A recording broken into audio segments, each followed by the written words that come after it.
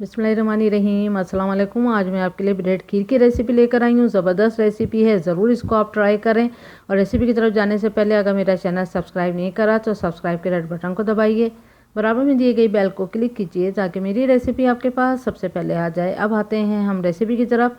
तो यहाँ पर मैंने ब्रेड के 9 स्लाइस लिए हैं और ये बड़ी ब्रेड है, छोटी वाली ब्रेड नहीं है, बड़ी वाली मिल्क ब्रेड है। और इसके हम साइड काट लेते हैं।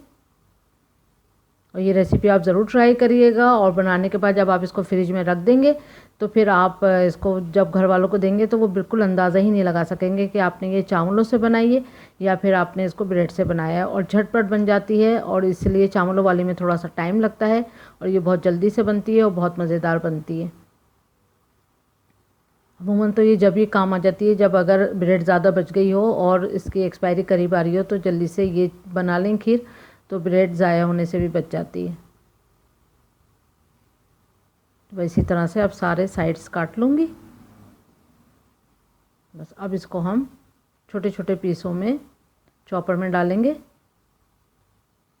इसी तरह से सारे पीस को चॉपर में डाल के चॉप कर लूँगी।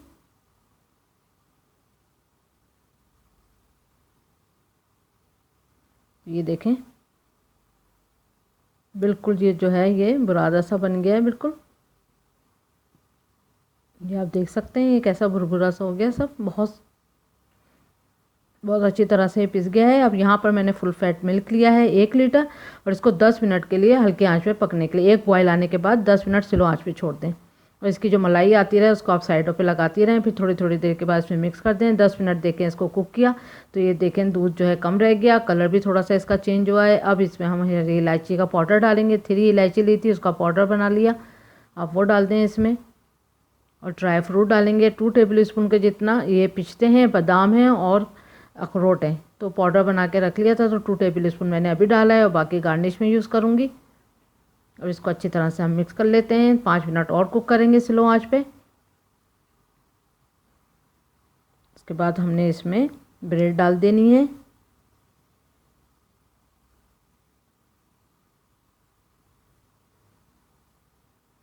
बस अब अच्छी तरह से हमने इसमें स्पून चला के इसको अच्छे से मिक्स कर देना है। आंच को आप स्लो कर दें और स्लो आंच पे इसको तकरीबन 5 से 7 मिनट तक मज़ीद कुक करेंगे हल्की आंच पर। और चमचा चलाते रहेंगे।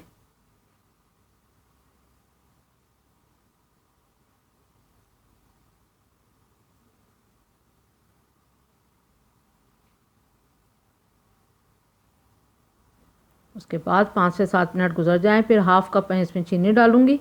थोड़ी थोड़ी करके चीनी डालूंगी, पूरी की पूरी एक साथ नहीं डालूंगी। क्यों, आप चेक भी कर सकते हैं, अगर आपको जितना मीठा पसंद हो आप उतनी डालिएगा। लेकिन आधा कप चीनी परफेक्ट नाप था इतने में। 9 ब्रेड, 1 किलो दूध और साथ में आधा कप चीनी।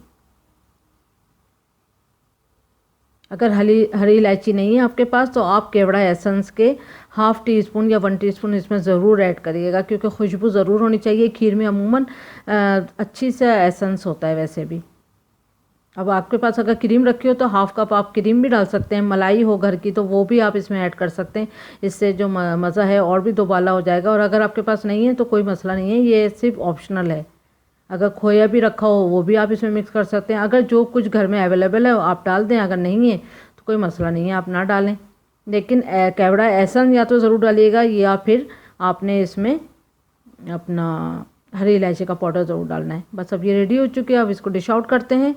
तो आप ये देख सकते हैं कितनी स्मूथ सी और अच्छी सी बनी है और जायका भी इतना लाजवाब था कि घर वाले पहचानेंगे भी नहीं कि आपने ब्रेड से बनाई है। या मेहमान भी अगर अर्जेंट इमरजेंसी में आ जाएं तो झटपट तैयार हो जाएगी। और इसको गार्निश करें और गार्निश करने के बाद इसको फ्रिज में रखें।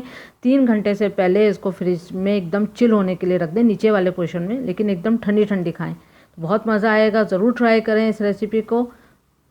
Thank you for watching. Like करें, सब्सक्राइब करें, शेयर करें। अल्लाह हाफिज़।